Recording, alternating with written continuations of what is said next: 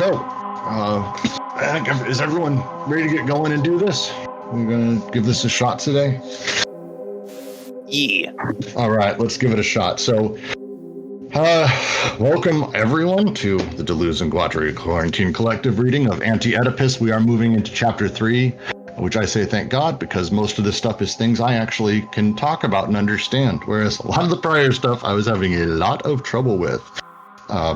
We have fewer admins today, sadly, but we will have a bunch of you. We're excited to have you join. So again, in the chat, don't hesitate to type in and say, hey, I'm here. I want to say hi.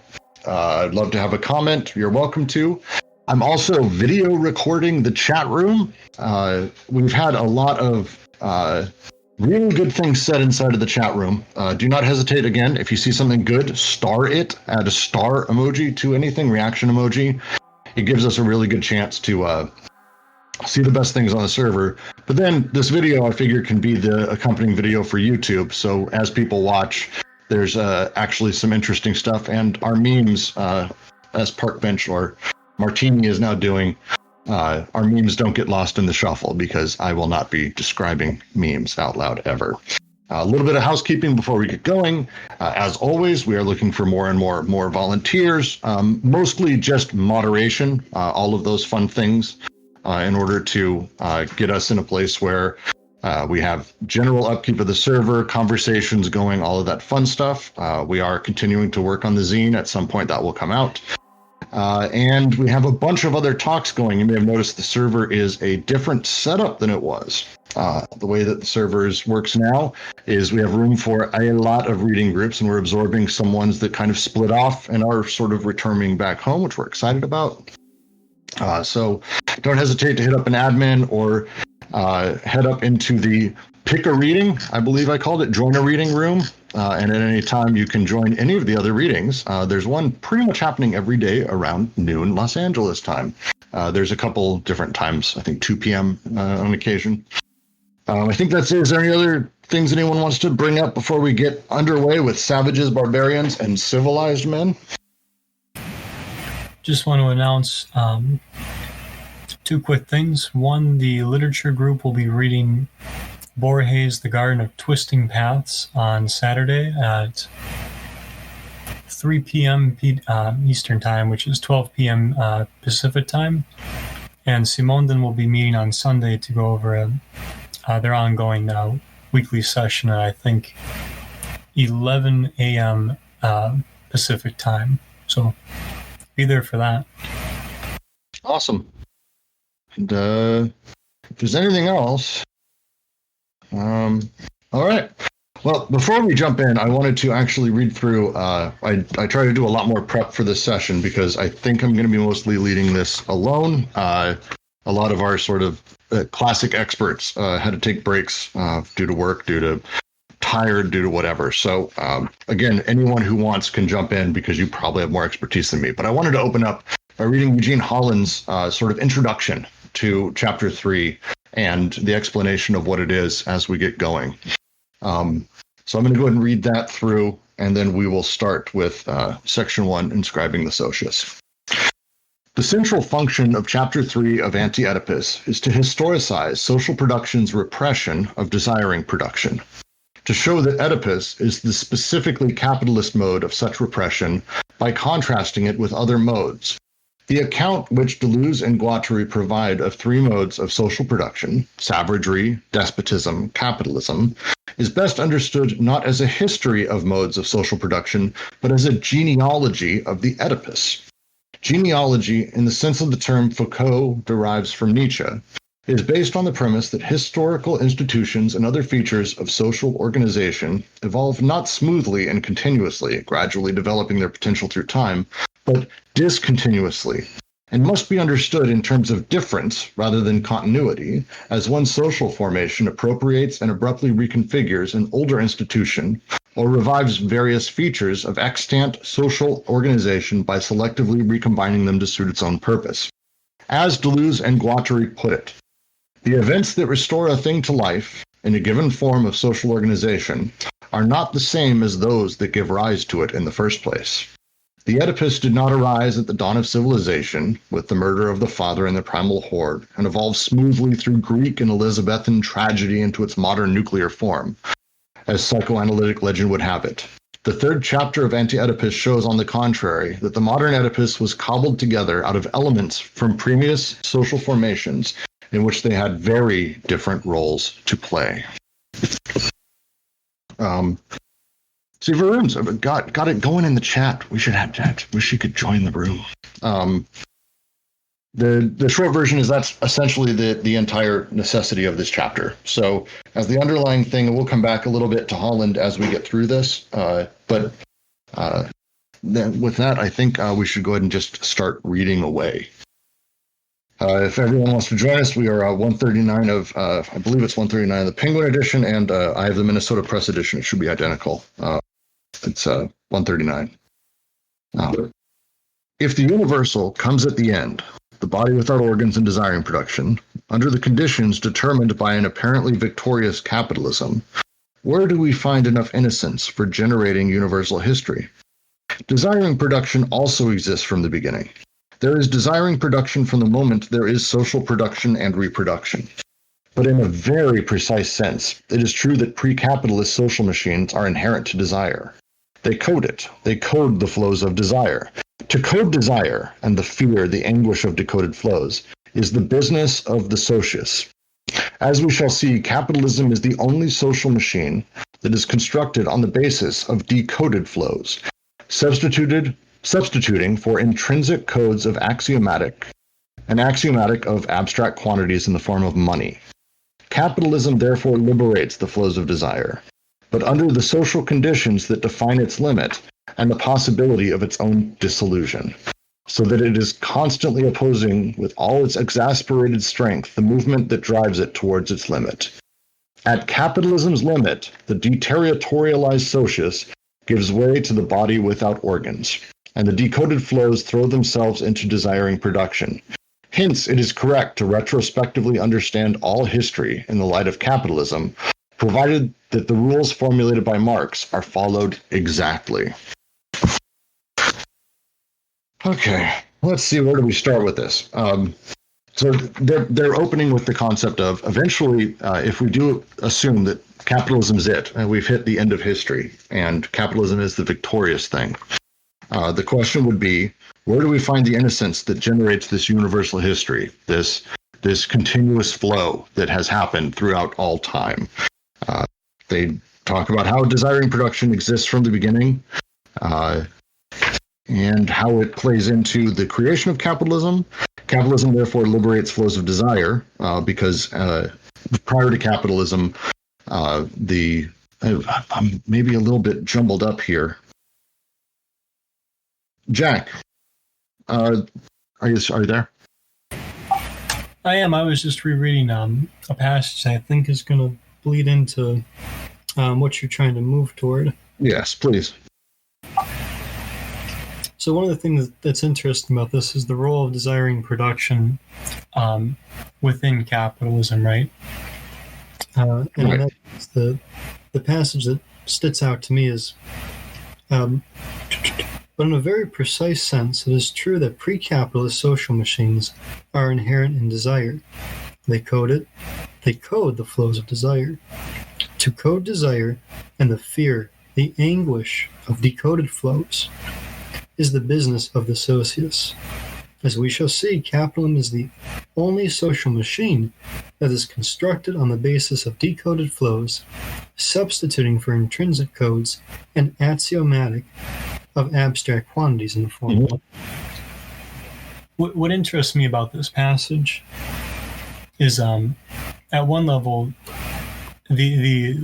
so by having flows in abstract quantities, that's interesting to me because that means that the flows are moving through like abstract quantities. It reminds me of Marx and Das Kapital in chapter 1, where he's talking about use value, exchange value, and labor value. And draw on my own background, I used to work in the construction industry, and labor was quantified always in terms of hours relative to specific classes of laborers. And so, like, we talked about labor in terms of quantities of hours, and that we didn't really engage labor outside of that abstract level, and because, that wasn't our role in the office. In the same way, this interests me because desiring production, or like a libidinal force, a libidinal energy, is talked about through the abstraction of money, which is, in a very basic sense, a basic unit of capital. Well, it's how capital, and they use the term liberates, and I like that, because when you talk about prior to capitalism existing, the previous Socius, which would be the caveman era where the earth is the Socius, and then you have after that where the despot, the king, is the Socius. The way that flows of desire are coded is so deeply intrinsic to these external factors. It codes so deeply that the repression becomes massive. And there is a reality. There's a reality that capital, by decoding this and placing it inside of a different structure of coding, which is banks, which is cash, as Vern's saying, then it's this new form which actually liberates desire, gives it a new chance to really, really flow. But it does so in a way, as they put it, that I really like. It liberates flows of desire, but under social conditions that define its limit and the possibility of its own dissolution. The desire itself, while being coded into money, doesn't have a limit unto itself, but instead the limit then becomes this social repression, greater social repression, rather than the direct thing itself. The way that we deal with coded flows in our society is through this social repression. It's very different than, say, the barbarians did or previous Socius did. And the deterritorialized Socius gives way to the body without organs, and the decoded flows throw themselves into desiring production. And their analysis through Marx, and we'll get into some pretty deep, very specific things here, especially when it comes to a lot of anus. There's a lot of anus in this section. I think we'll talk a lot about how money represents some very, very specific locations within how we deal with social repression at a very, very early set.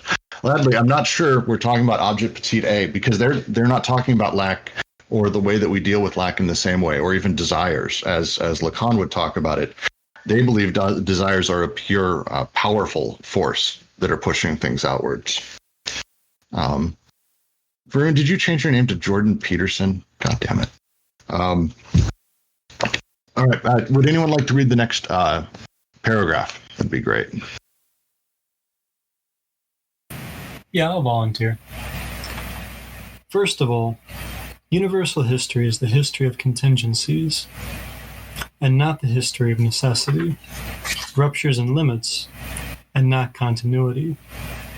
For great accidents were necessary, and amazing encounters that could have happened elsewhere, or before, or might never have happened, in order for the flows to escape coding and, escaping, to nonetheless fashion a new machine bearing the determination of the capitalist Socius.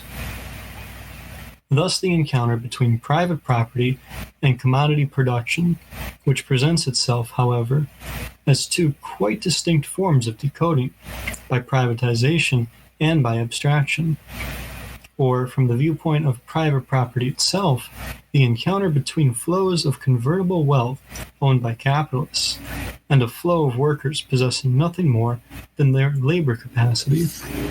Here again, two distinct forms of deterritorialization. In a sense, capitalism has haunted all forms of society, but it haunts them as their terrifying nightmare. It is the dread they feel of a flow that would elude their codes. Then again, if we say that capitalism determines the conditions and the possibility of a universal history, this is true only insofar as capitalism has to deal essentially with its own limit, its own destruction. As Marx says, insofar as it is capable of self-criticism, at least to a certain point, the point where the limit appears in the very movement that counteracts the tendency. In a word, universal history is not only retrospective, it is also contingent, singular, ironic, and critical.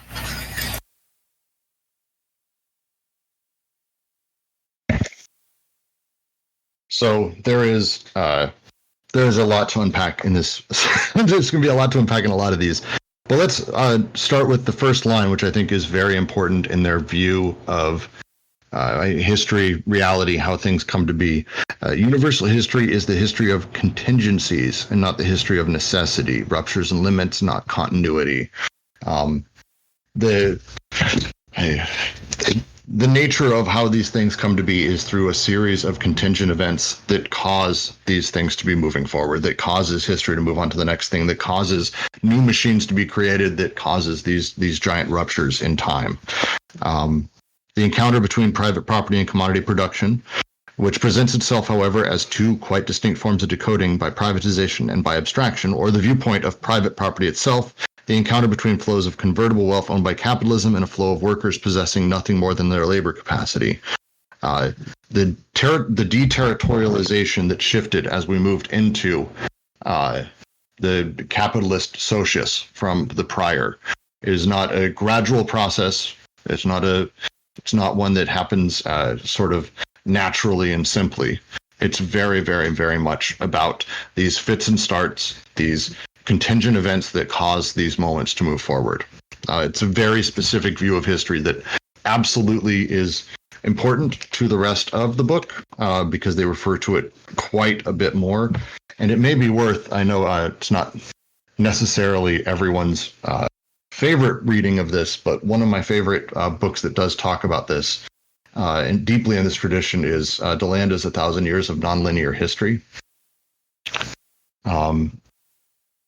It's a very, very good book that goes through this and talks through sort of the domains that give rise to society. There's the world of economics, the way we are, our biology, and language that we use. And Delanda goes through each one of these and talks about how they cause these moments, these deterritorializations. It's really, really phenomenal book. Totally recommend it. No, go ahead. Wanted to make the point too, just to expand on what I was saying about the abstract quantities of capital and flows, where they write, or from the viewpoint of private property itself, the encounter between flows of convertible wealth owned by capitalists and a flow of workers possessing nothing more than their labor capacity. Here again, two distinct forms of deterritorialization. When I think back to the example I gave of like labor hours and that, that sentence does resonate with me in the sense that when we were putting together spreadsheets to try and figure out labor hours, we were also codifying them through capital, but in a different sense too. I do think that it was always interesting that you could take labor hours in this abstract sense and quantify it through thank you. Right. Anyways, you could take labor hours and change them through different quantities of capital, which is to say, you could take labor hours and quantify them through wage, through profit margin, through equipment that you're spending on the workers, and you could constantly change this conception of labor through that means, all the while impacting how workers or anybody you're really doing this quantification with will be doing the job, right? When you start talking about the equipment, the cost of equipment per hour, and you start looking at means of saving cost or increasing safety, that will eventually impinge on how the workers are going to do the job or enhance how they're going to do that job. At least that's the idea. Well, so for me, the sentence, in a sense, capitalism has haunted all forms of society and haunts them in a terrifying nightmare. Their dread is they feel a flow that would elude their codes. Speaks very heavily of sort of the I don't know, Zizek's concept of event and a few other philosophers more contemporary that talk about this. The contingent event that reassesses and redefines history as you look back. We do not get to the surplus value. Well, we do talk about the surplus value of code, but it's not direct. No, it's casually mentioned. What they're talking about here is that in those previous societies, all these societies, they had very, very strictly coded flows of desire. And these codes were set about by the Socius, they were set about by the society at large, and the way that their societies functioned, their flows of desire were held in tightly, but they all had this sort of nightmare, and it's even true in retrospect if you look through their writings, of this reality of these flows being uncoded at any moment. Oh my God, what if a person were to unbridled lust, all of these terrible desires, what if all of this flew out? This sort of nightmare that existed, and it's talked about very heavily throughout a lot of the writings, even prior to this.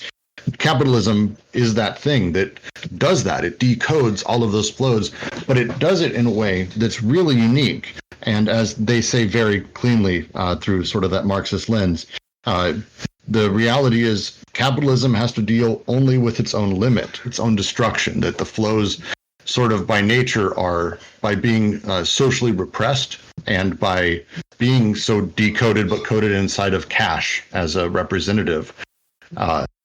They have to actually watch for if they're overdoing it. There's no rules of overdoing it. We no longer have the know your place, know your caste system. You can't do these things. These things are forbidden. We don't really have that anymore. There is a very, I don't know, there is a desire for everyone to become the billionaires, to become the people who have the total power. And by doing so, the only limitations you really have is the societal pressure to not take it too far.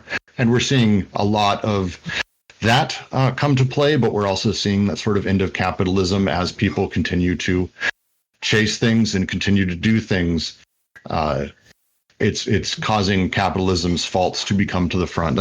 They're talking deeply in the Marxist sort of tradition of that limit of capitalism where it starts breaking down. It naturally works by breaking in fits and starts. Yes, absolutely, Varun. And so by the nature of that, we have decoded flows. Like desire feels unlimited. I can have anything that I want as long as I'm able to do it within the capitalist economy. But there is a huge amount of social pressure that is fairly unknown, that is actually coded within that. And it's the repression, and it's the difficult part of the entire thing. I really like that reading of it from Marx. Sorry, Muskie, go for it. Yeah, so I was just going to point to the text, right? What you were talking about is what they're talking about at the very end of this paragraph, right? If we say that capitalism determines the conditions and possibility of a universal history, this is true only insofar as capitalism has to deal essentially with its own limit. So, like, if everyone wants to have the power and everyone wants to be a billionaire, that's kind of the end of capitalism, right? Because capitalism is based on class struggle, and capitalism has to deal with that if it's going to decode flows and liberate desire, right? Yes, I compare it to there was a game I had when I was a child with there was this large plastic tube filled with marbles and a whole bunch of little plastic straws sticking across everything. And your job, and everyone who's playing job, is to pull out as many of those straws as they can get over time. And eventually someone's going to break it, and you don't want to be that person. You want to be all the people who have as many of those little sticks as you possibly can. And that's essentially what capitalism has become. You can have as many sticks as you want. Eventually, it's going to completely destroy itself, and we really don't want to do that. So watch yourself, but completely do whatever you want at the same time. And so it's this weird double bind that you get put into. They don't call it that, but it is that weird double bind of you're completely unbridled. Do everything you need to. We love your desires, please. Now just don't go too far at the same time. And that isn't a classic coded flow, but it is because the classic coded flow would be you're a pauper, you're a lord, this is what you do in life, it's determined by God and the king, this is what you have, you don't expect more. but now it's everyone's free to do everything, even though that's not really fucking true, because there's all these social repressions that come with it. And that's a big play into the Deleuzean sort of critique of capitalism, is how desires play within this economy inside of a very, in my mind, Marxist tradition of looking at that. And to that point, in the Foucault-Chomsky debate, Foucault makes a really interesting point that freedom is established through adherence to rules. Right, so freedom is what you're able to do relative to what's excluded. To the point of capitalism and starting to develop a universal history in conjunction with capitalism, I think that is one of the more interesting points of the section as well, is that because of, so like when we're talking about the contradictions within capitalism, right, a basic fascination for Marx, it's not just that capitalism is constantly breaking down, it's that capitalism is always trying to restart the engine, developing new engines, and that it has this incredible way of kickstarting things that don't work, but also making things that do work stop working. It's constantly clashing with itself, such that, so we talked about how desire is always revolutionary, right? And that it gets displaced. In the same way, I would say, when we're talking about the universal history of capitalism, and this idea that it's ironic and critical, I think that really speaks to it in the way that contradictions, especially in hindsight, come with an overwhelming sense of irony, an overwhelming sense of not only, of course, that's the case, but there's almost like black humor looking back on things.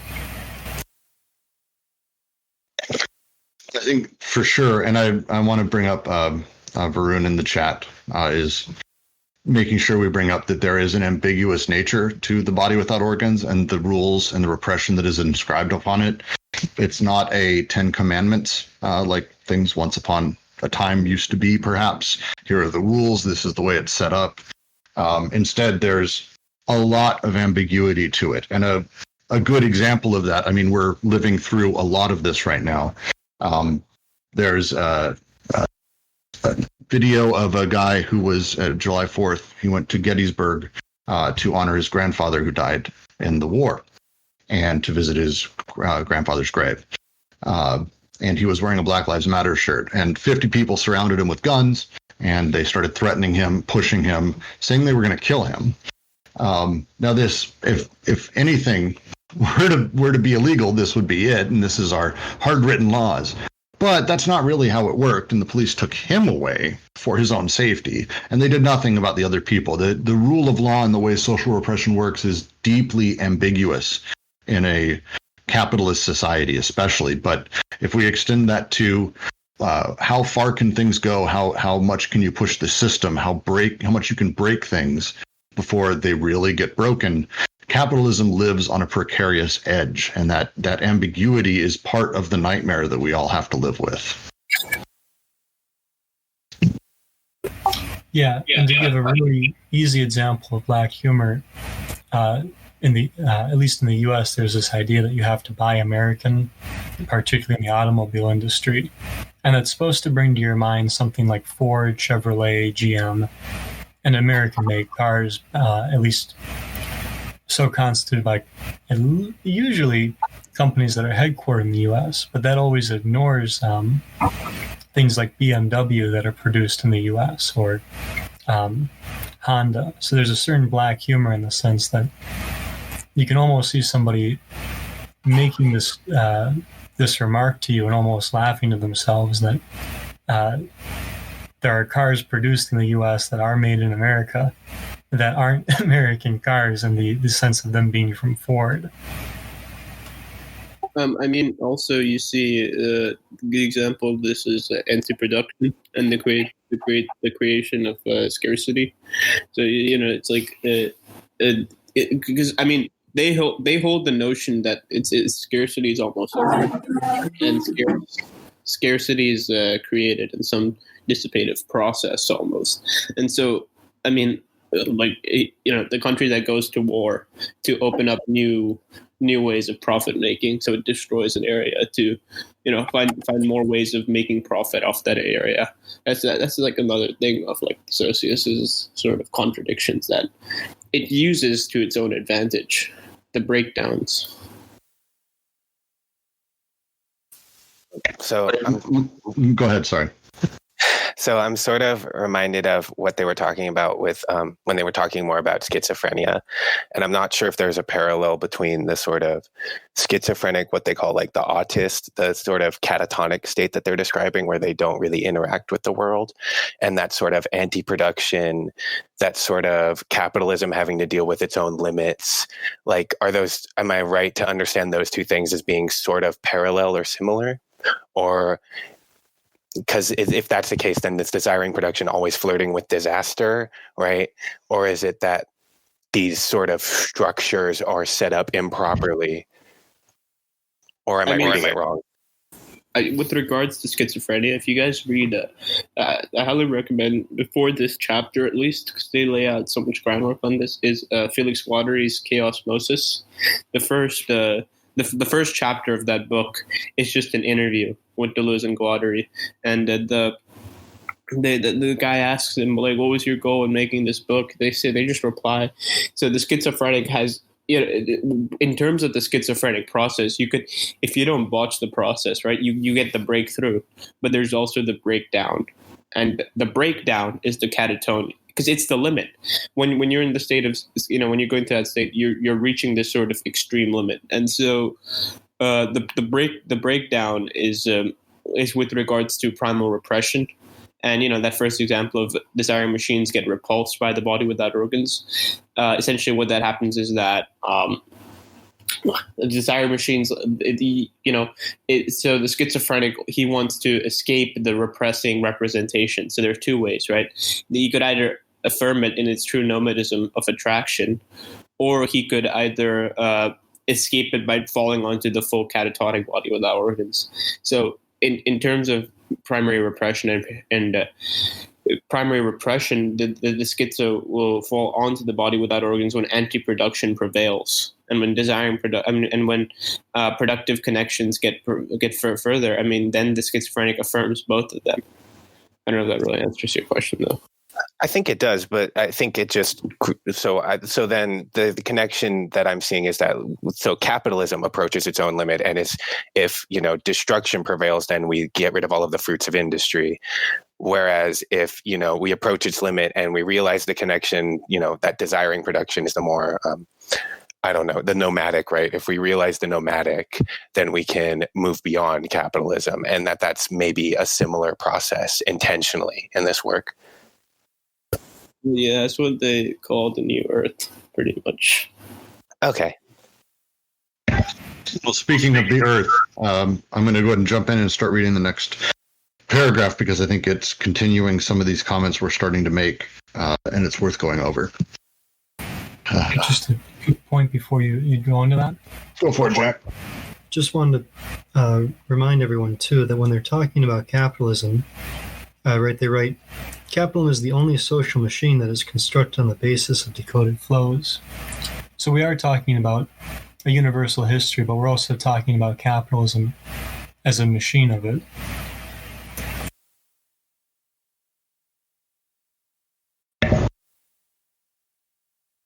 Yes. Actually, we'll come back to Holland, because he talks a little bit about this and hit over and over. But we'll get to the next paragraph first. The earth is the primitive, savage unity of desire and production. For the earth is not merely the multiple and divided object of labor, it is also the unique, indivisible entity, the full body that falls back on the forces of production and appropriates them for its own, as the natural or divine precondition. While the ground can be the productive element and the result of appropriation, the earth is the great unengendered stasis, the element superior to production that conditions the common appropriation and utilization of the ground. It is the surface on which the whole process of production is inscribed, on which the forces and means of labor are recorded, and the agents and the products distributed. It appears here as a quasi-cause of production and the object of desire. It is on the earth that desire becomes bound to its own repression. The territorial machine is therefore the first form of the Socius, the machine of primitive inscription, the mega machine that covers a social field. It is not to be confused with technical machines. In its simplest so-called manual forms, the technical machine already implies an acting, a transmitting, or even a driving element that is non-human. And that extends a man's strength and allows for certain disengagement from it. The social machine, in contrast, has men for its parts, even if we view them with their machines and integrate them, internalize them in an institutional model at every stage of action, transmission, and motricity. Hence, the social machine fashions a memory, without which there would be no synergy of man and his technical machines. The latter do not, in fact, point to the social machines that condition and organize them, but also limit and inhibit their development. It will be necessary to await capitalism to find a semi-autonomous organization of technical production that tends to appropriate memory and reproduction and thereby modifies the forms of the exploitation of man. But as matter of fact, this organization presupposes a dismantling of the great social machines that preceded it. I do love this section goes over essentially the definitions of where we started, where the first sort of Socius came from with the earth, how technical machines work, and how sort of the social machines and how to define that. Because when we talk through machines, machines is a tough wording. Apparatus, as Roger pointed out before, is another wording for it. It is the structures and how things work together, if you want to use a setup for it. And these social structures are the things that ultimately are what are driving inside of the capitalist system. They are the assemblages. Yes, they changed design machines to assemblages in 1,000 Plateaus. I much prefer assemblages, but we are stuck with the wording we are at right now, because that's the way they talk about it. But the social machines and the way that they're set up is the thing to consider here, because if we think about, someone used the term on a wonderful podcast I was listening to about the legal system. They were talking about the incentivization structuring. That's another way to actually describe, in my mind, the way that the social machines have desire and commodify desire. They code it, because there is a very specific incentivization within many social structures for certain people to have money, certain people to have wealth, certain people to have setups, and we need to live within those. We need to survive within those if we want anything to become sort of something more powerful, if we want to maybe even get beyond it ourselves. And so this paragraph is essentially just talking about the very big difference between the different types of machines that cover social field and how we inscribe them. Any comments on this section so far? Yeah, I wanted to make the point too that one thing I'm really latching on to is the way they're talking about memory here. So they write, the social machine, in contrast, has the men for its parts, even if we view them with their machines and integrate them, internalize them in an institutional model at every stage of action, transmission, and motoricity. Hence, the social machine fashions a memory without which there would be no synergy of man and his technical machines. I find that really interesting because when I think about psychoanalysis and psychology, and even something like the libido, I think there is an important way that memory plays into all that, especially with things like repression, where there has to be that kind of recording, but not just like an inscription. There also has to be the memory, something you can almost place yourself in, something that, or rather something that kind of holds you, not just in the sense of the past, but something that you're actively bringing with you, right? And so, to use an example, like this is something that would be important in psychoanalysis for something like abreaction, which is where you sort of you relive a moment, a memory, and try to achieve a catharsis through it, right? So this is like commonly depicted as a breakthrough in the movies. And that's interesting to me because something like capitalism developing memories, or these social machines developing memories that can hold us in that sense, is going to impinge on things like abreaction, but also it's going to be very determinant for the larger sense of not only repression but also expression. If you want like a really good understanding of how memory gets recorded, we had that great example in terms of section 5 in chapter 1, where they talk about the operation of the wasp and the orchid and how it extracts the surplus value of the code. I don't think we get into surplus value, but could I read this quote by Dan Smith, because he explains it really well in this paragraph? As long as you're not going to quote Ben Shapiro, yeah, you're free to do what you want. Second, we find in genetics the same distinction between production, what goes on the molecular level, and we see represented in the product, the molar organism. The code operates at a molecular level. For Deleuze, this was one of Lacan's shortcomings. He discovered the code in what we call signifying chains, functioning via metaphor and metonymy. This metaphor works as an exchange for something else, and metonymy works for an exchange for something else, and metaphor is like another form of representation. In the domain of the symbolic, but language or the symbolic is a molar organization, like the organism. The inverse side of symbolic is what Deleuze at several points calls the real inorganization of desire. As Jacques Monod said, the genetic code is not a structure, but a domain where nothing but the play of blind connections can be discerned. The molecular level of the passive synthesis is a domain of chance, or real inorganization, where everything is possible, and nothing is given in advance. Every coding, in other words, entails a constant decoding from where it came from. Genetic code points to a genic decoding. This, then, is the primary sense of Deleuze's distinction between molecular and molar social formations.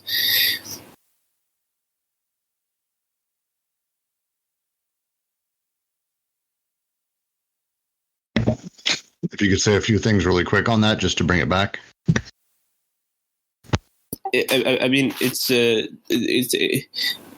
Again, I think it's important to say this a lot of times because I think a lot of people meant to forget it, right? It's that on these sources where inscription is occurring, there's both an art, since everything is being recorded at everything is not. I mean, it depends on the movement, the ebbs, and because the body without organs it doesn't actually produce anything. It works as sort of it nudges away certain things and lets certain things come in. It works as a sort of selection mechanism.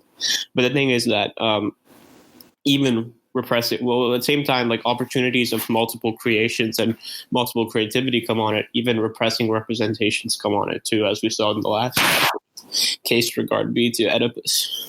Oh, okay. So when we're talking about the recording mechanisms, they're effectively blind. Body without organ has none. But what does get inscribed upon it is almost determinate is similar to the semiotic change that Lacan talked about, actually, but in a sort of, I don't want to say grander, that's probably the wrong word for it, but there is a bit of a rhyme and reason that these things become appropriated. So if we want to talk about even repressive reality that isn't reality but representations of it, Ben Shapiro's True Allegiance, which if you haven't read it is actually a pretty extraordinary book, I think, and not in a good way, but in a holy shit, I get a vision into someone else's head kind of thing. It's like a fever dream of a conservative. Those things become deeply recorded. And so if we want to talk about a real world example of that, it's Trump talking about how real Americans will fight for the statues that the founding fathers wanted. And he's talking about even the statues of the people who fought the United States on the Confederacy. So these repressive stories are even ones that are recorded. Is that essentially what you're talking about? Or did I go off on a fucked up tangent? I don't know if that's exactly what I was talking about, to be honest. Because I mean, the thing is that it's repressing representation works as if they say, what does the body without organs do? If the desiring machines are there working in a system, where should one machine cut the flow? Where should it break the flow? And the role of that is the role of the body without organs. And as I said before, it's with regards to semiotization. So it's where almost the user identifies themselves in a circle place, right? That's why, so you have inclusive disjunctions and exclusive disjunctions. You're either man or woman. Well, the schizo is man or woman or Polish in the same way Nietzsche is Polish. Right. Okay. I found the example or the use of the earth in the first part of the paragraph to be really interesting as well. Kind of reminded me of and some other interpretations of the earth as like the almost like something that grounds claims of grounding, sort of. The earth as like an overarching grounding factor in regard to certain different things. I just I kind of wasn't expecting that.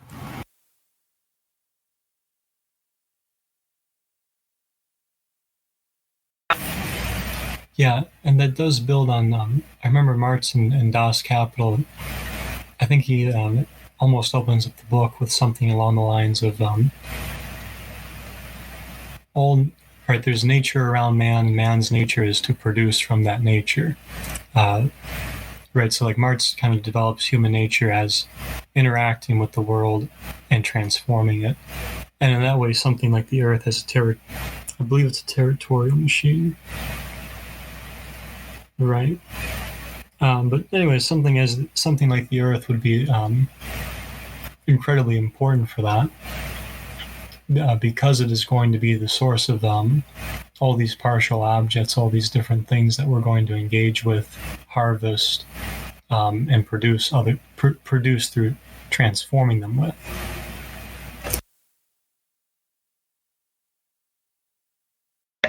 Would anyone like to read the next paragraph while we have Varun LARPing as a neocon? I can read some.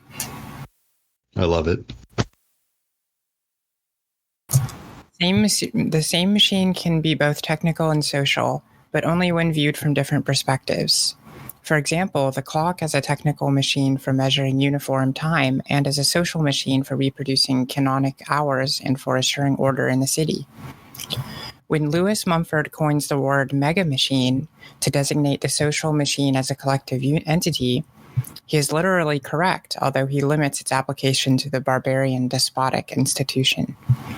If, more or less in agreement with Rouleau's classic definition, one can consider the machine to be the combination of solid elements, each having its specialized function and operating under human control in order to transmit a movement and perform a task, then the human machine was indeed a true machine. The social machine is literally a machine, irrespective of any metaphor, inasmuch as it exhibits an immobile motor and undertakes a variety of interventions. Flows are set apart, elements are detached from a chain, and portions of the tasks to be performed are distributed. Coding the flows implies all these operations.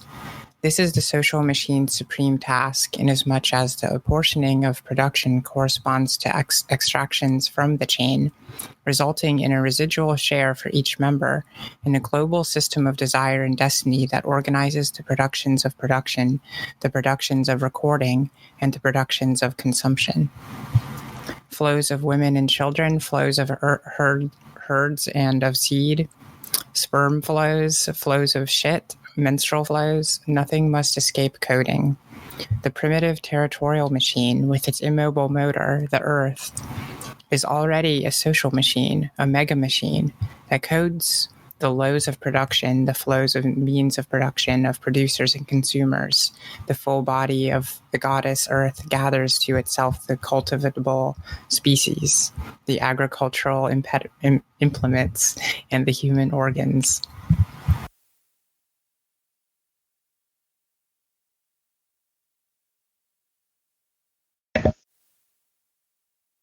So I know we had a few people who mentioned that they wanted to spend a few moments talking about this section, but I just want to go over just as a quick summary for those who are listening before we get into a lot of very specifics here.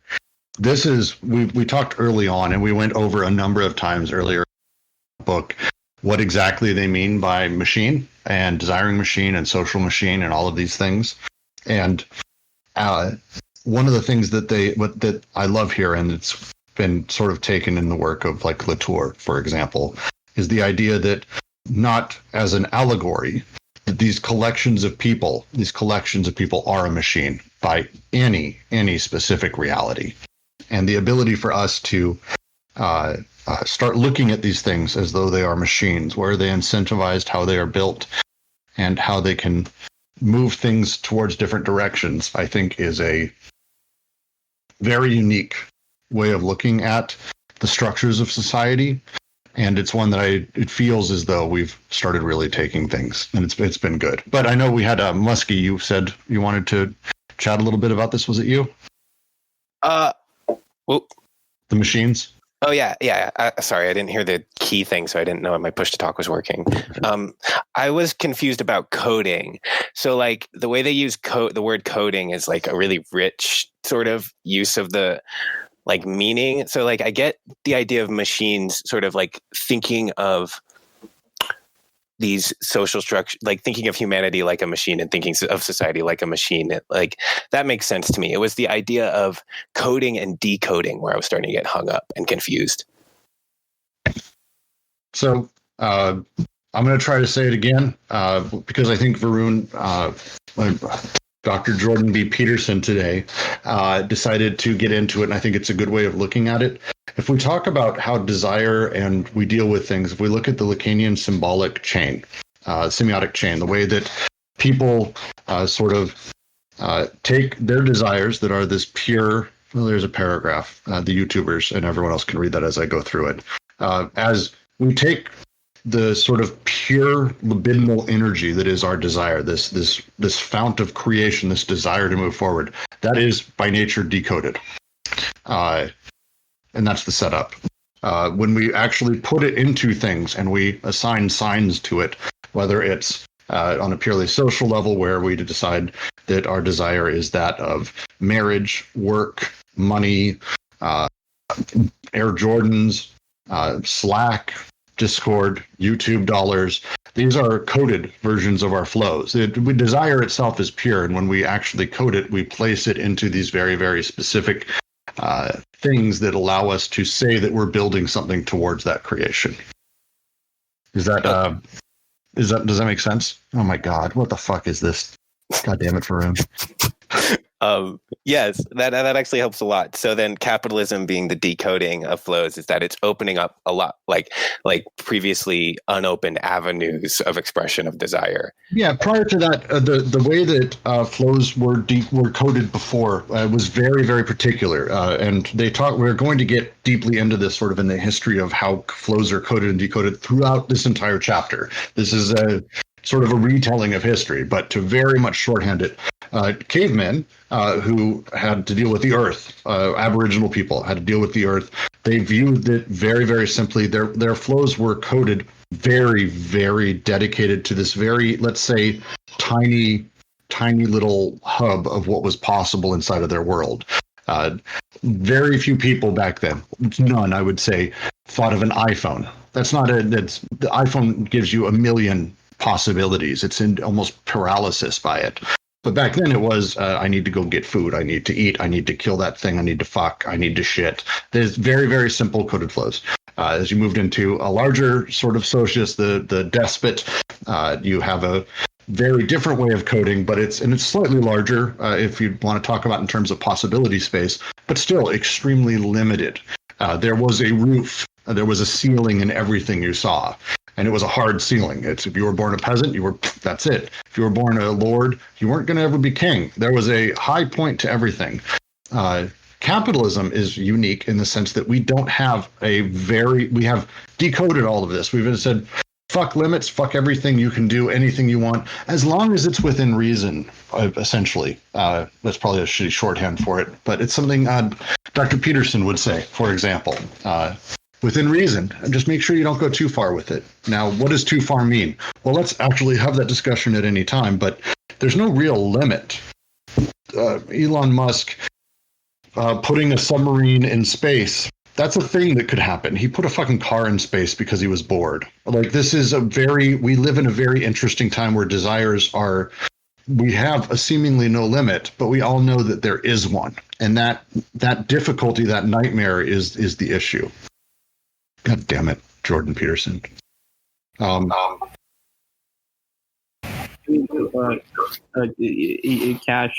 is a flow. Haircut's a flow. Cash is a code. Haircut's a code, right? And there's a certain code of haircut that a woman enters when she's at a certain age. Yes. That code of haircuts. There's a great lecture by Deleuze where he goes through this very systematically. The concept of flow actually derives from Keynesian economics. Deleuze takes that concept of break flow, and he creates his whole almost ontology of breaks and flows.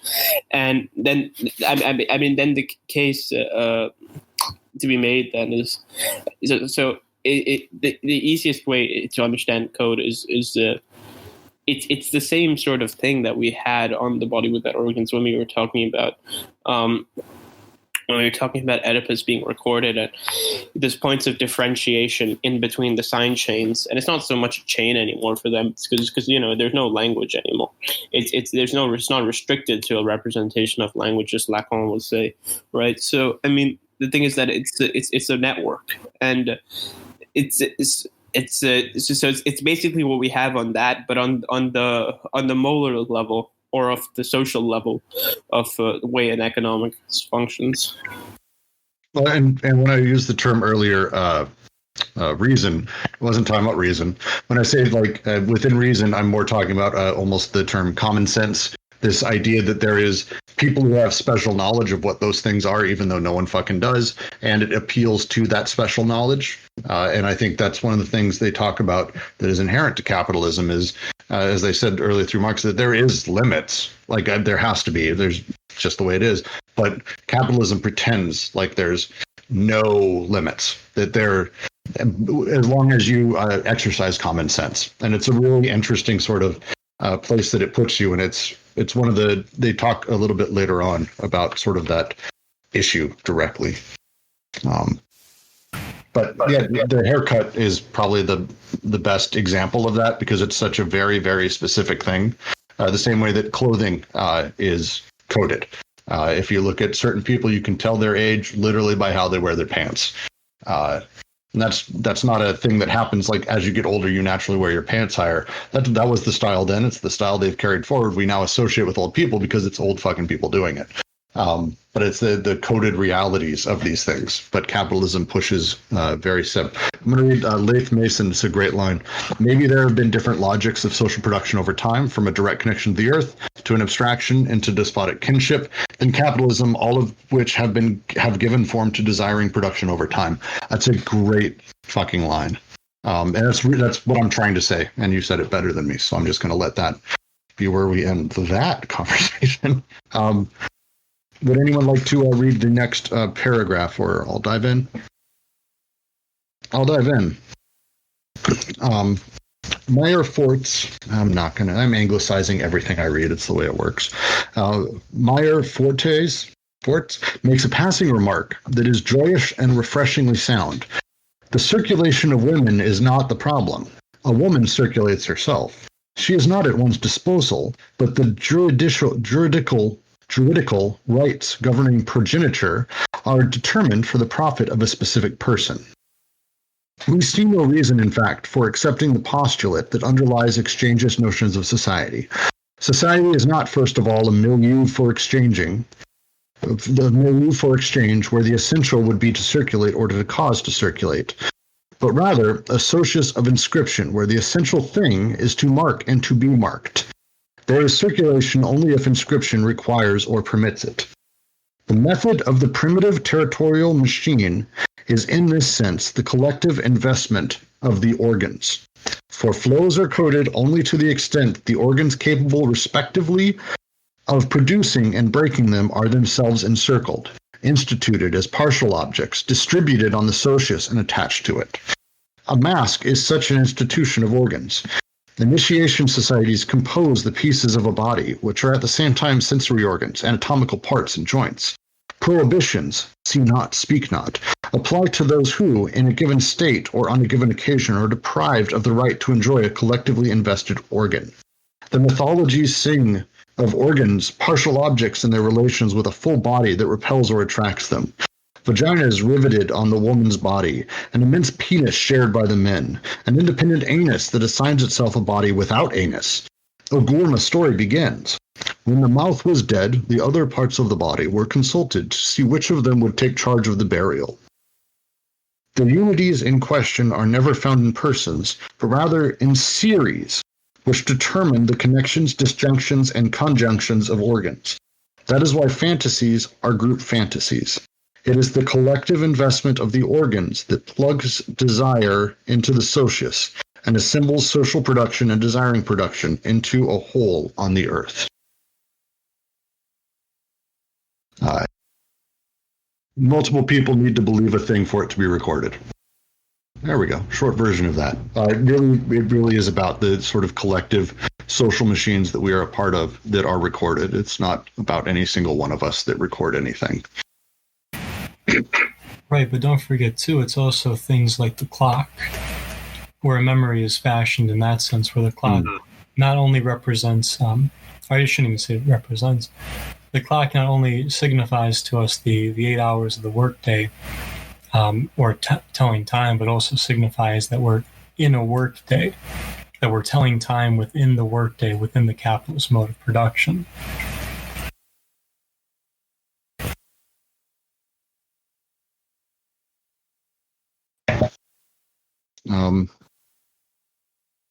I'm going to take a minute to read through. I think the parts that really get to me in this, as they talk about ultimately the necessary parts for. So this is a paragraph on the necessary parts a thing must have to be recorded. But they talk about flows are only coded to the extent the organs capable, respectively, of producing and breaking them are themselves encircled, instituted as partial objects. Things which are recorded, the flows of desire, only get coded when the organs enable to be breaking them. I'm going to have to take a second to think about that. Sorry.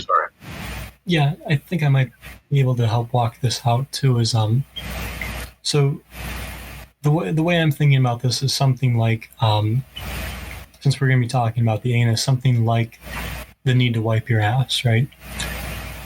To achieve that, you have to produce something through nature capable of fulfilling that need, or to be a little bit more deluding about it. There's a desire to wipe your ass that leads into the desiring production of producing something like toilet paper or fashioning ferns to do it or what have you. And then when we're talking about that at the social level, we're talking about how it's codified through capitalism, which means that it means a lot of things, but it means at one level you can walk this out through accounting and say there's so much labor time, there's so much money, there's the Socius that plays into wiping your ass. And you start getting a way of organizing production around that. You get into like the production of the toilet paper, the production of wiping your ass, but also the need to keep that desire produced, right? Like economists will talk about elasticity, but business people will talk about it through sales, declining sales, rising costs, the payroll and all of that.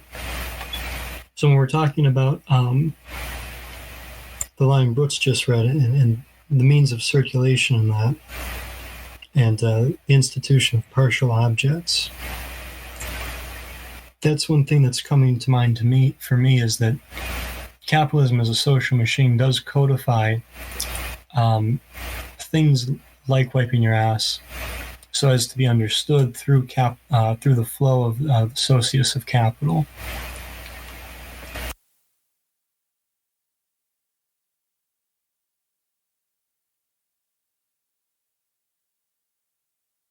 And so we can contrast that, what you just described, the flow of the Socius of capital, something like, the toilet paper factory or the soap factory or the bidet factory or whatever, And we can contrast that with what they're talking about, where there's this at the end, the mythology sing of organs, partial objects in their relationship with a full body that repels or attracts them, right? Which is a different way of sort of orienting these desires and these desiring productions, because it's more about this collective body that is less about this movement of capital and more about a like almost literal collective body.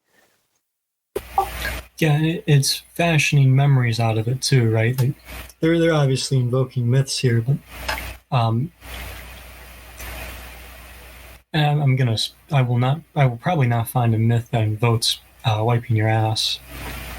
Although I feel like if there is one, it's going to involve Zeus and Greece. But anyways, the collective memory of that production, right? So like I always fall back on accounting because it's one of the easiest ones, where auditing plays into memory and is in itself a form of creating a memory, enhancing it.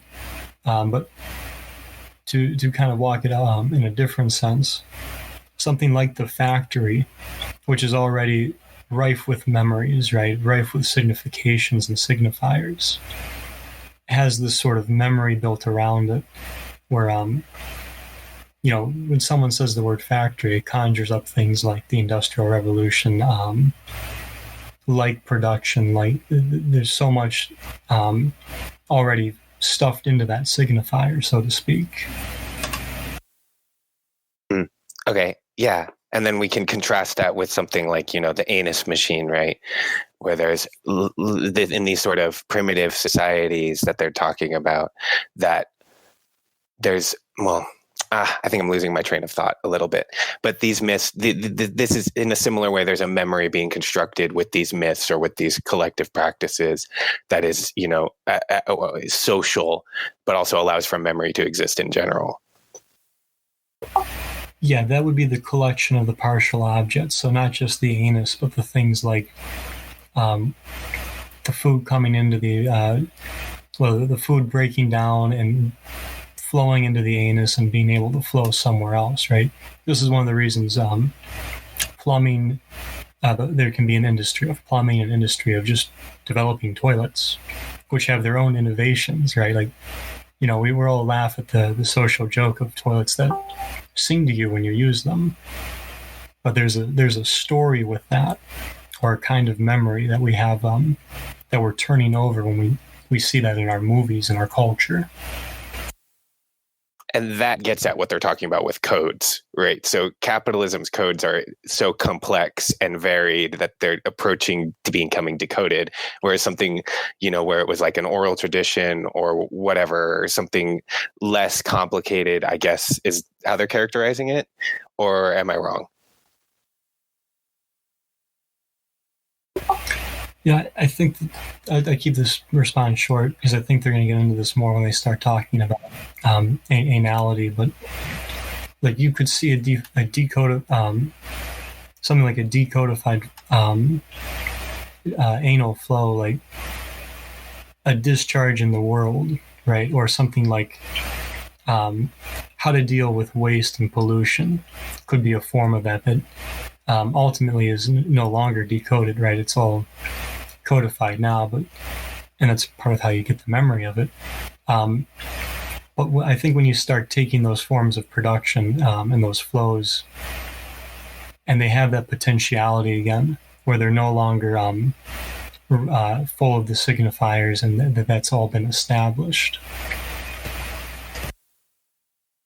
I want to go back to the thing that started this, and actually Big Bart McCoy makes the comment, we're trained to market to specific abstractions of consumers, collective individuals, commonly called personas is the term I've always used for such things, where it's an abstraction of a group of people.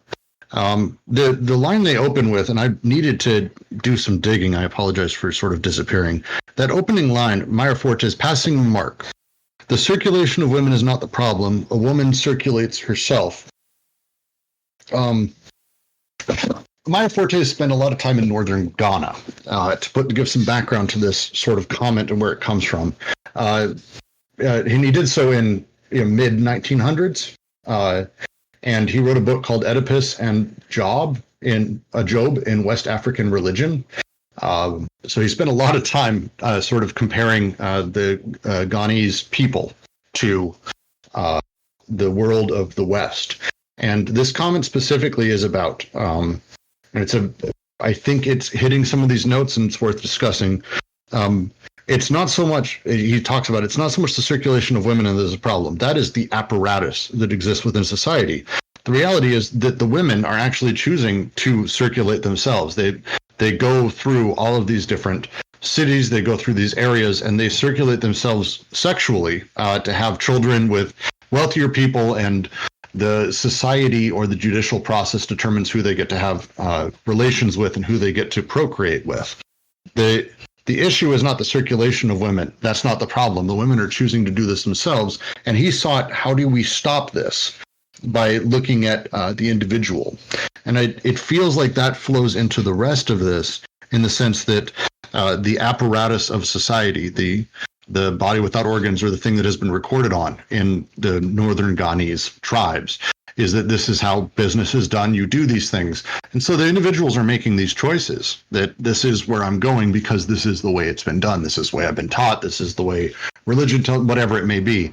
But this is what has been recorded, and I need to do these things. And so the thing they're calling prescient here is the comment that the circulation of women is not the problem.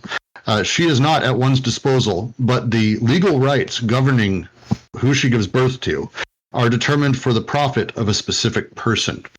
And that societal pressure that exists within that, the way that the apparatus is built, is what determines who she goes with.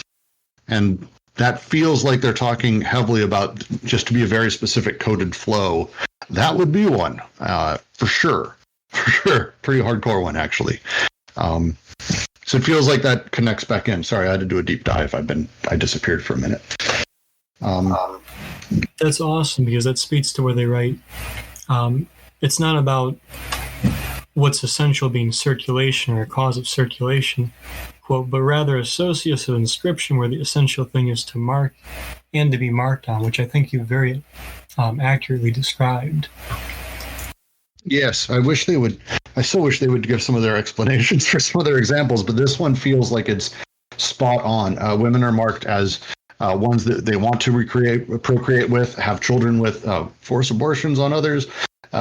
Not a great, we will say, as the Twitter people would, is problematic. But what he talks about is kind of this overwhelming societal need and how the society encourages these behaviors, and that the women make these choices very freely. And I would say that you see a lot of that now, and that sort of reasoning where people say things like, yeah, but people choose to do this. And it's like, it's sort of not true. It's sort of not true. There's these larger apparatuses that exist at a social level and that people are part of that interconnect and cause us to do things based on this larger story that's happening. And it feels like that's what they're referring to also. They talk about prohibitions apply to those who in a given state or on a given occasion are deprived of the right to enjoy a collectively invested organ. These women definitely apply to that. It's a worthwhile Wikipedia dive, I will say. There's a lot in there, and it really does apply to a lot of the stuff we discussed earlier. And it also reminds me, there's no way he didn't at least work with classes or at least read it. So Society Against the State, one of our other readings, highly suggest. If anyone would like to read the next paragraph, I'll go ahead and do that. Our modern societies have instead undertaken a vast privatization of the organs, which corresponds to the decoding flows that have become abstract. The first organ to suffer privatization, removal from the social field, was the anus. It was the anus that offered itself as a model for privatization at the same time as money came to express the flow's new state of abstraction. Hence the relative truth of psychoanalytic remarks concerning the anal nature of monetary economy. But the logical order is the following: the substitution of abstract quantity for the coded flows, the resulting collective disinvestment of the organs on the model of the anus, the constitution of private persons as individual centers of organs and functions derived from the abstract quantity. Don't worry, we will get into this. Jack and I had arguments about this for about an hour before the talk, because there's a lot here. Warren is even compelled to say that, in our societies, the penis has occupied the position of a detached object, distributing lac to the persons of both sexes and organizing the Oedipal triangle. It is the anus that in this matter detaches it. It is the anus that removes and sublimates the penis in a kind of Offenbung that will constitute the phallus. Sublimation is profoundly linked to anality, but this is not to say that the latter furnishes a material to be sublimated, for want of another use. Anality does not represent a lower requiring conversion to a higher. It is the anus itself that ascends on high, under the conditions, which we must analyze, of its removal from the field. I assume analyze is a clever joke. Of its removal from the field, conditions that do not presuppose sublimation. On the contrary, sublimation results from them. It is not the anal that presents itself for sublimation. It is sublimation in its entirety that is anal. Moreover, the simplest critique of sublimation is the fact it does not by any means rescue us from the shit. Only the mind is capable of shitting. Anality is all the greater once the anus is disinvested. The libido is indeed the essence of desire, but when the libido becomes abstract quantity, the elevated and disinvested anus produces the global persons and the specific egos that serve the same quantity as units of measure. Arturo expressed it well. This dead rat's ass suspended from the ceiling of the sky, whence issues of the daddy-mommy-me triangle, the uterine mother-father of a frantic anality, whose child is only an angle, this kind of covering eternally hanging on something that is the self. To talk about this, I think it's important. There's a wonderful, I'm going to link to it in the chat. There's a lot of anuses inside of this, and it's worth talking about how the anus sort of applies to a lot of things that are happening inside of psychoanalysis, inside of capitalism, inside of a whole bunch of stuff. But this link, Paolo goes through an amazing, it's a wonderful read, the entire thing. But I want to read through a specific thing, specifically how the anus relates to capital. To say that capitalism arises directly from anality is thus crass psychologism, but it also misses an opportunity from the perspective of social theory, namely to help explain how capitalism latches onto human drives and twists them to its own ends. For Finichel, as for most Marxists, capitalism is a mode of production that forces most people to work long hours at mind-numbing and or body-crippling jobs in a world of coldness and instability. The question that plagued Marxists throughout the 20th century, given this conception of capitalism, was simply, why is an economic organization so grossly misaligned with human needs, not only hanging around but flourishing? Like Wilhelm Reich, and like the thinkers of the Frankfurt School, Finichel found in the psychoanalysis a lens through which to make sense of the real psychic gratifications provided by capitalism. Amongst other things, the accumulation of money and possessions, literally things that are sat on, is a sublimated form of anal retentive satisfaction, just as lavish spending is a form of anal expulsion. With greater means and towards greater ends, the fantasies of capitalist society allow us to continually replay the highs and lows of our first anal experiences. Essentially, the first time we really get to hold things in or expel things for the pleasure of others is when we're learning to shit. And I will tell you, as someone who has a 2.5-year-old, and it is not a matter of me being super happy that he's going to be a happy capitalist dog or anything like that. You change how many shitty diapers in your day without vomiting. It's an extraordinary experience. And when your son decides that he needs to shit in the toilet, it is genuinely the most exciting thing that's happened to you in months, and you cheer and you are genuinely elated. There's no way around that because it sucks to change shitty diapers. And so my son's first anal experience that made mommy and daddy very happy is when he was able to hold in and expel it at the right time, caring about others, understanding the social pressures of the shit of his ass and the way all of that interacts. It is a very interesting thing for us to realize that this is the first thing we do. This is the first time we really learn that we can make mommy and daddy happy by shitting when they need me to and not just at any time. It's absolutely something I can't imagine everyone here didn't make their parents happy at some point. Unless you still shit your pants, you made your parents so fucking happy and relieved by shitting in the toilet, you wouldn't even believe it. It's just everyone. That's just the way it works. And they talk deeply, she talks deeply in the rest of this article about that being sort of this moment and this reality around the way that we deal with things at a capitalist level. And it's really hard for me not to at least attach to it a little bit, especially given the recent things in my life. I know, Jack, we were having some convos early on. Do you want to add to this? Yeah, so I'll make 2 points, one about psychosexual development and one about sublimation. And so, like, in terms of psychosexual development, right, there's 5 stages, the first of which is the oral stage, and the second of which is the anal stage. And the reason I bring that up is because psychosexual development is intimately tied into libidinal energy, right, which is very much an important theme of this book, right?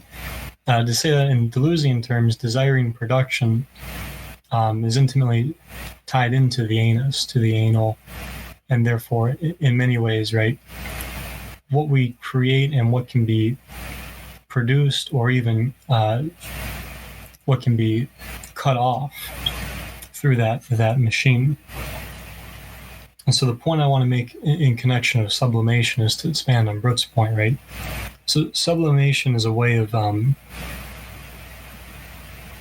it's the way the ego, if I'm not mistaken, the ego tries to redirect desires and redirect things like what the id wants, but also to take that and put it into society in conjunction with something like the superego, which is kind of like a form of conscience for Freud, but a social acceptability more so.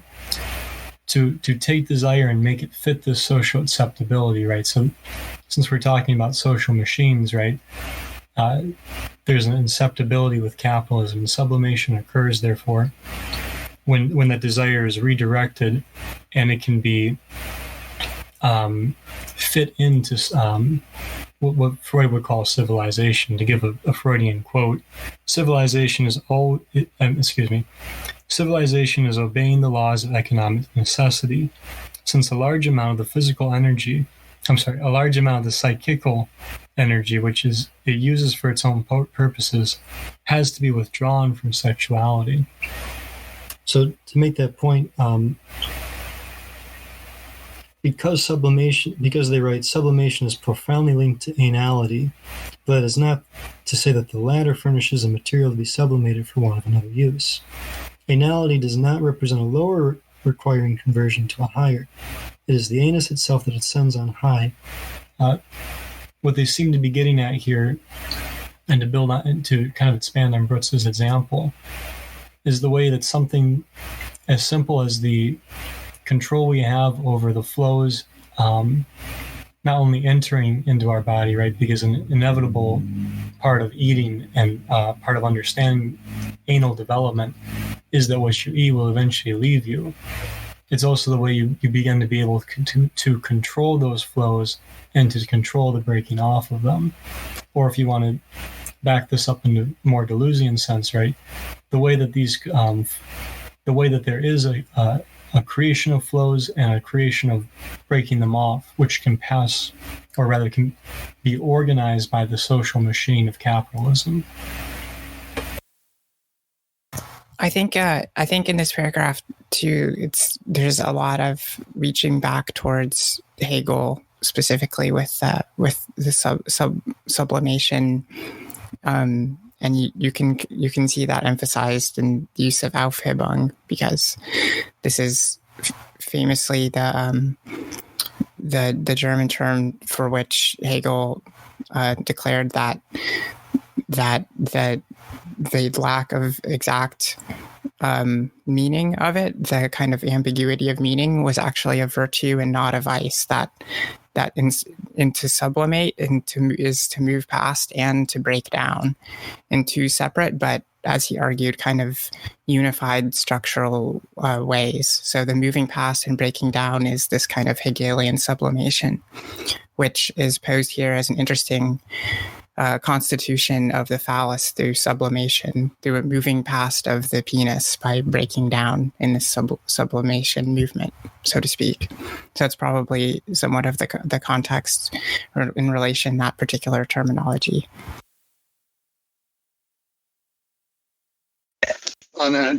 So that last line that they use here when they're talking about the anal and sublimation, it is not the anal that presents itself for sublimation. It is sublimation in its entirety that is anal. Anality is all the greater once the anus is disinvested.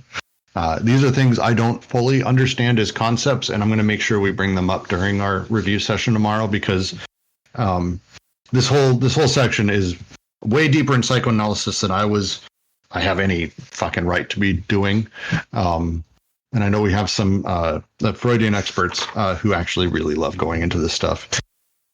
But it's a fascinating thing. The Hockenheim, I remember I'm sure I'm pronouncing that wrong.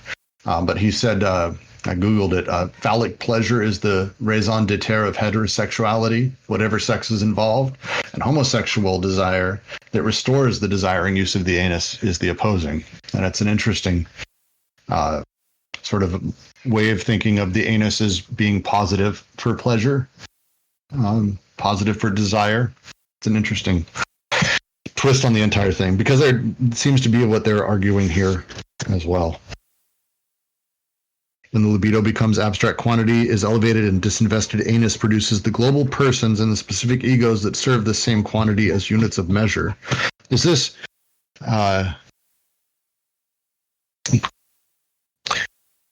is this essentially talking about coding? The libido is indeed the essence of desires, the unbridled flow. But when the libido becomes abstract quantity, sublimated effectively, the elevated and disinvested anus produces the global persons and specific egos that serve the same quantity as units of measure. The dead's rat's ass suspended for the seeing the sky, the uterine mother, father. That's a whole thing. We're going to have to talk about that during the review tomorrow. If it helps, right? Like the child is only an angle, right? So it's a quantification through like a triangulation, right? So angle is trigonometry, right? The child is the sort of like the degrees between mommy and daddy in that sense, right? If you have an Oedipal triangle, the child is an angle of it. To put it in different terms too, like it's the codifying through abstract quantification as well, right? That where it's, you begin to be able to ask questions more through quantification of these things, of these libidinal flows, and then actually like engaging in them, right? It's through the codification that you can have this quantification and this new means of talking about it.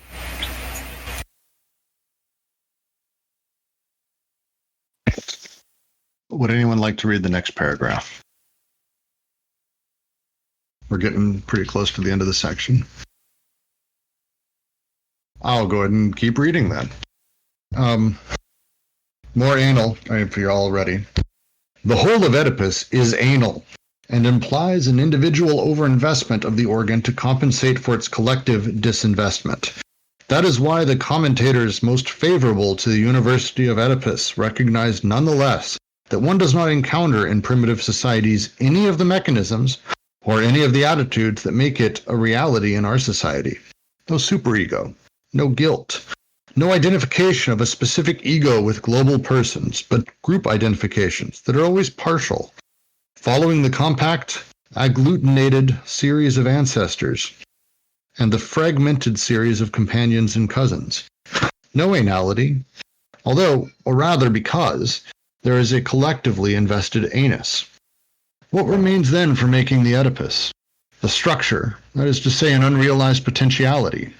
Are we to believe that a universal Oedipus haunts all societies, but exactly as capitalism haunts them, that is to say, as the nightmare, and the anxious foreboding of what might result from the decoding of flows and the collective disinvestment of organs, the becoming abstract of the flows of desire and the becoming private of the organs. I like the line in there. One does not encounter this in previous societies. Any of the mechanisms or attitudes, they have no superego, no guilt. But they have group identifications, even a group collectively invested anus. And again, capitalism sitting over previous Socius as though it was a nightmare and waiting for the structure to be broken through. Any comments on this paragraph?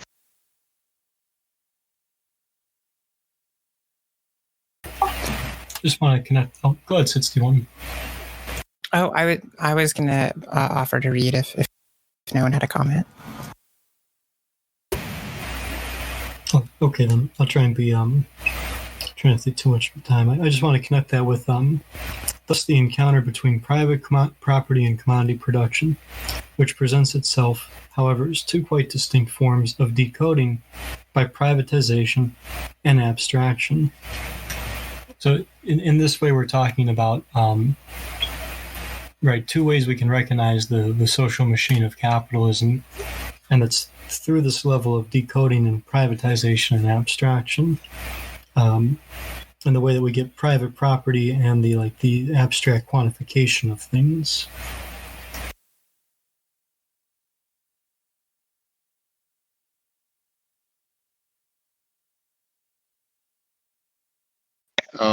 So sublimation has a lot of different.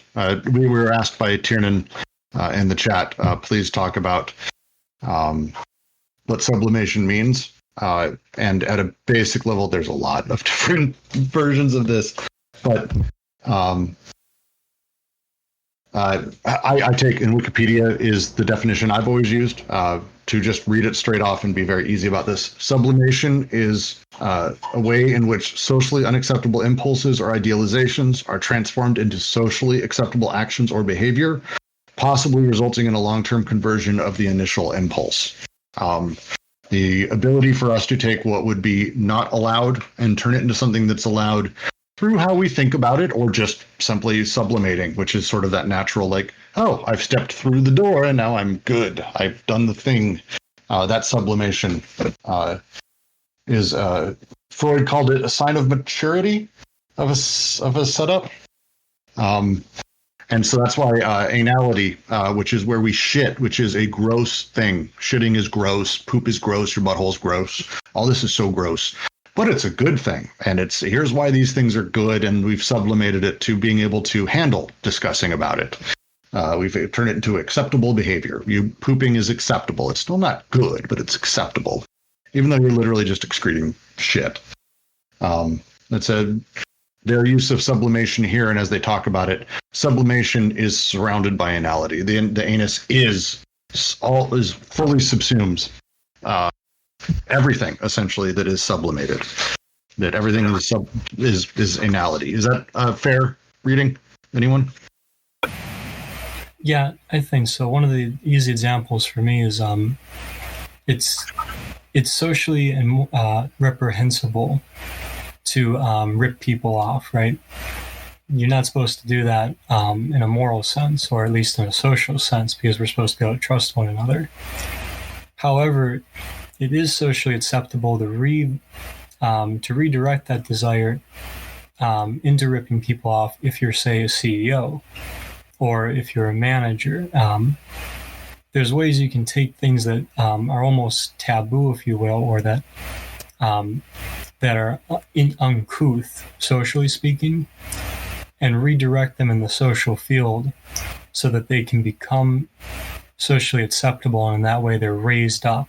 Or they're and the example I go to when I talk about this, and it's a very trigger warning, everything. World War II is filled with great examples of this. And when I say great examples, I don't mean good and positive. I mean like extraordinary moments where people found moments in time to find things acceptable that we would find disgusting. And one of the best examples of it is the idea of comfort women, which is something that people still use as a term today. These are women who were effectively just raped, just tons of women who were just raped over and over and over. But because of the timing of it and because of the location, and it wasn't like sometimes outright rape, they were allowed for it because of the way that the pressures within a war-torn society and the violence that was assumed is with it. So comfort women became a euphemism for basically rape. And it's still something that they talk about today, and these words are still used. It's almost to make these things acceptable. It's disgusting. It's supposedly a sign of a mature civilization, as Freud would say. Right. And anally speaking, that's the way that can be a displacement of flows in one sense, but it can also be, right, and I'm using displacement there to try and highlight something like privatization. And that way, to me, it kind of seems similar to displacement, but it's also that breaking off and redirecting of flows.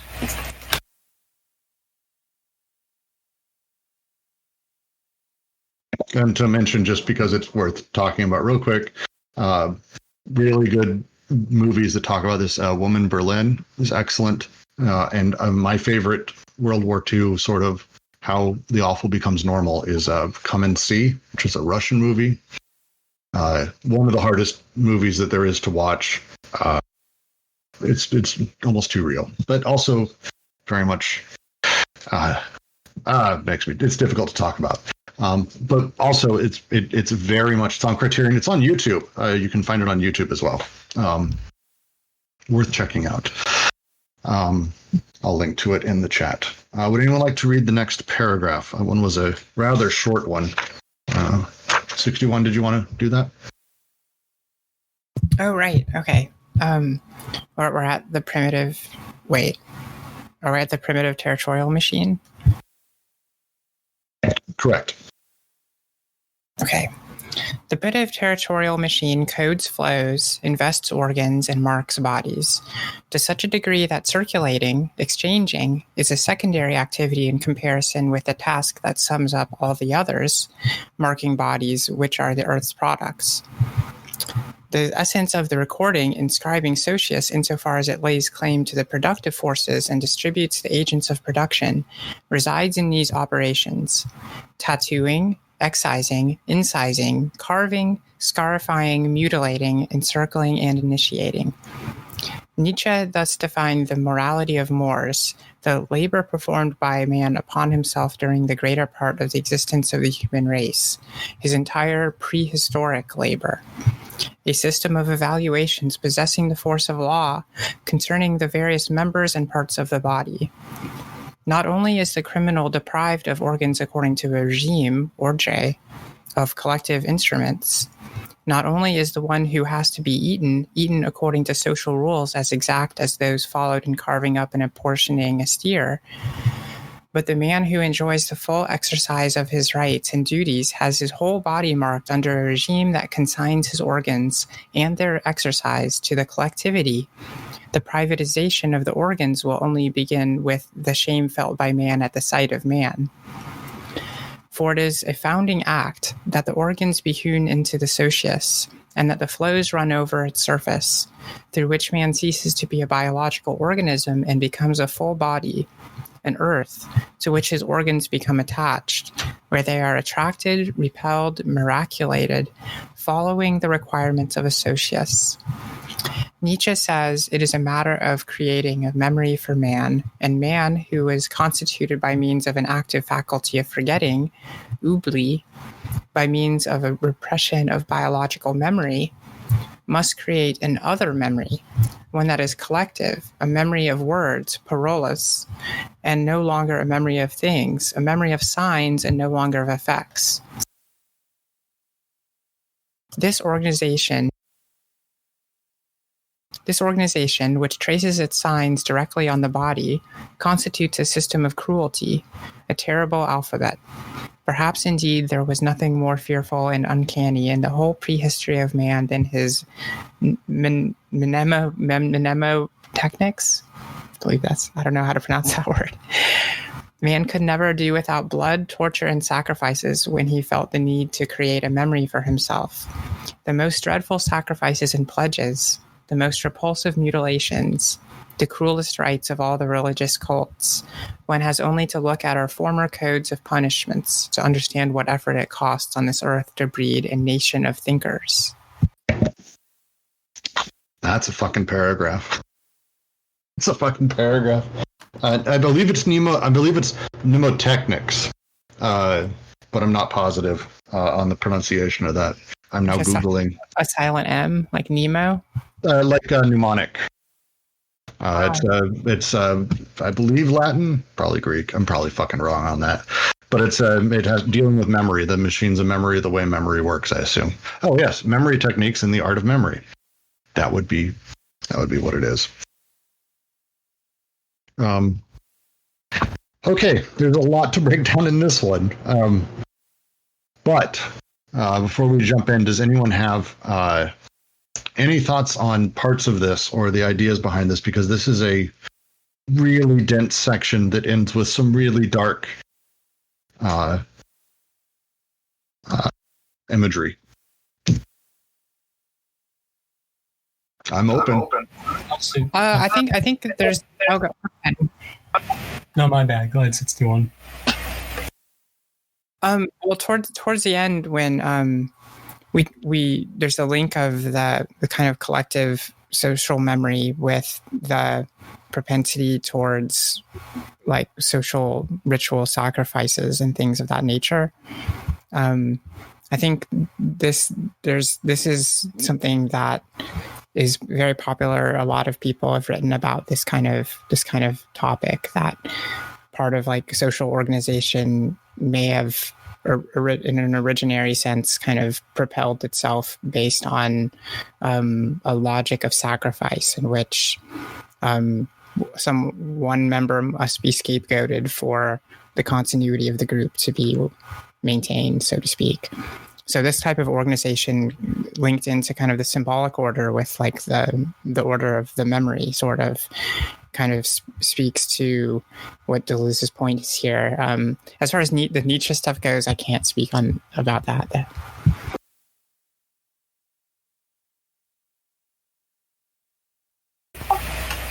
I was only going to make the point that because we're talking about capitalism as a social machine, and its role in all this, one thing that stands out to me is that we're talking about a social machine and its role in these productions in the same way that we just saw how man becomes an earth, right? And later on we're going to talk about a new earth. But in the same way, right, I like this conception of capitalism not simply as a system, but as a social machine.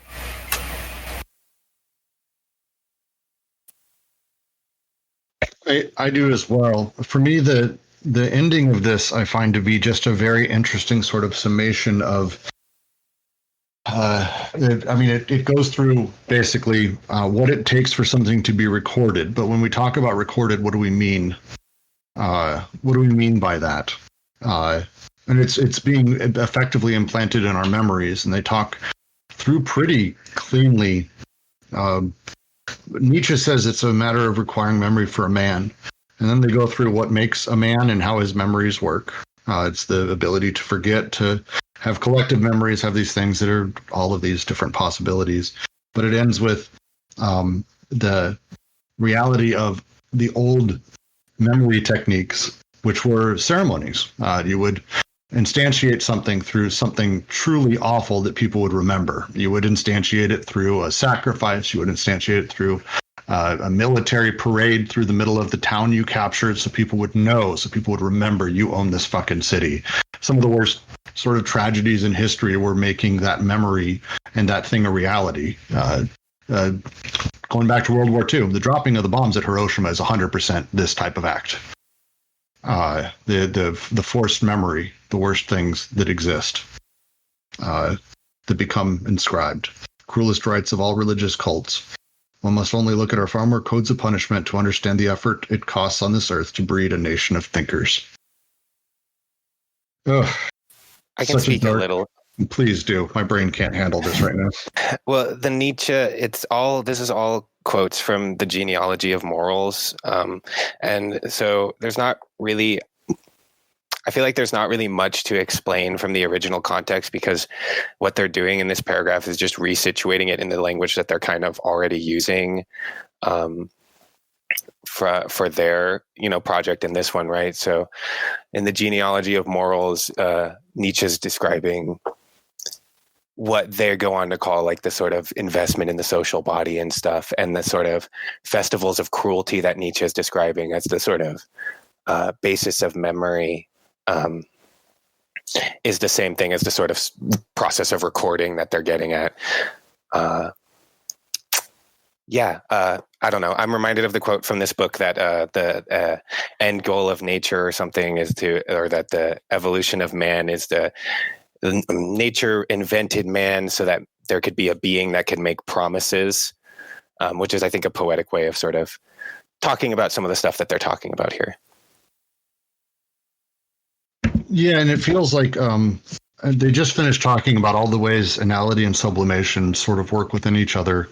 And it ends with us literally talking about sort of the sublimation of some of the worst acts in history being done through the lens of recording the memories and marking an occasion, or through punishment.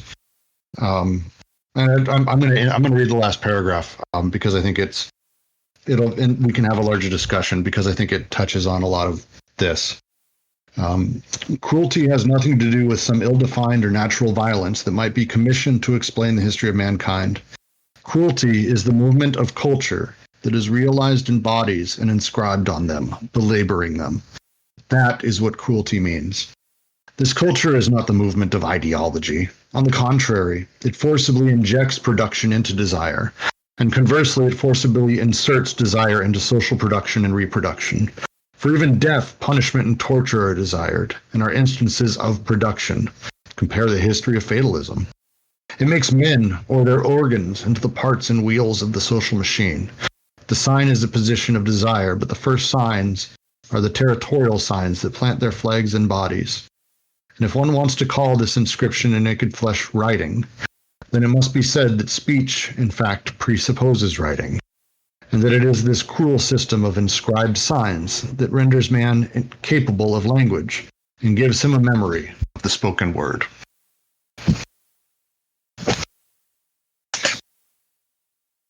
It's a hell of a downer.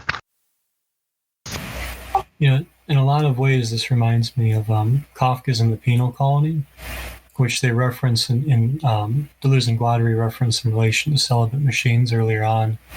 But the way of, right, so in the story, there's a machine that's designed through this, I guess I should back up. There's a leader in the penal colony who develops this sort of schematics that effectively only he can read, to create a machine whose purpose is to inscribe a command onto someone, typically it's easily comparable with a law, and it writes on their back, and it inscribes the command on them over and over again, slowly killing them. But before they die, they have a moment of almost realization, of an ecstasy, where they almost seem to fully understand, or you might even say they have a sublimation, a raising up, an ecstasy, right, in conjunction with this commandment.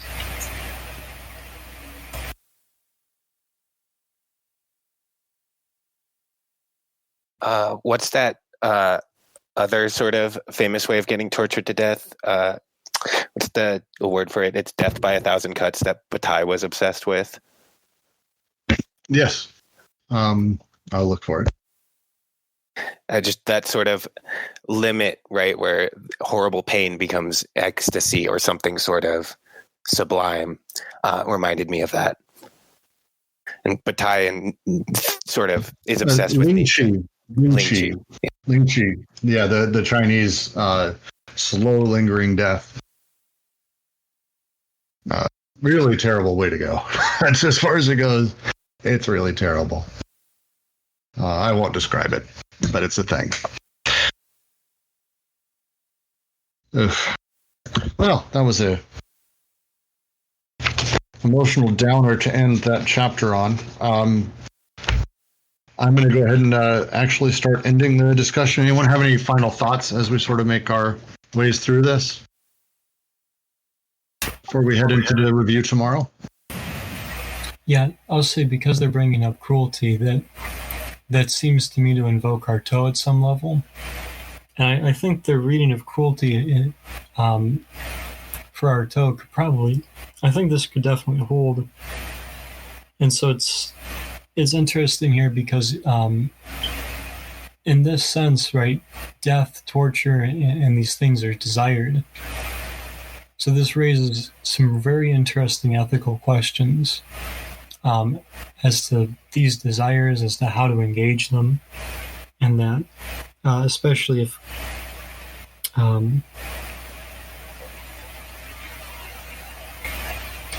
this last part particularly seems important to me.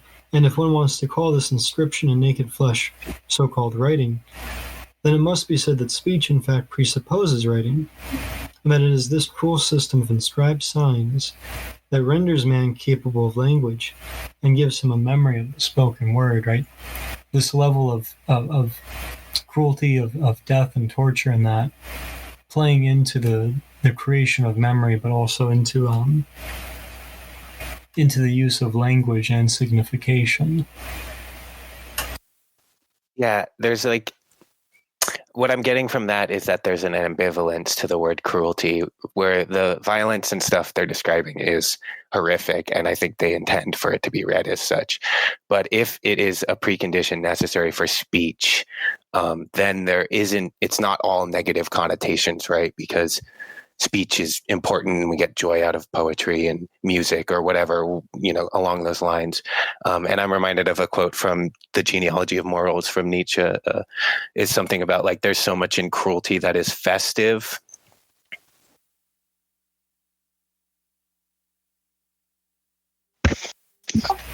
Yeah, once again, that made sense when they write, this culture is not the movement of ideology. On the contrary, it forcibly injects production into desire, and conversely, it forcibly inserts desire into social production and reproduction, right? In this way, cruelty is a stimulus and impetuous, and a way of stimulating desiring production here.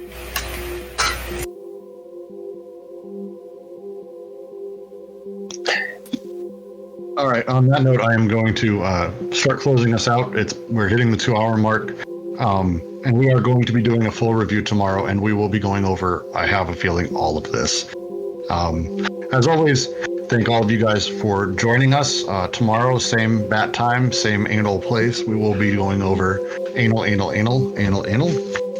lot. And Nietzsche. Anal and Nietzsche, I think, is going to be the main things we talk about tomorrow, which is going to be interesting. So please join us. And again, thanks everyone for joining. It's a Thank you. group, and you guys are wonderful. Thank you very much.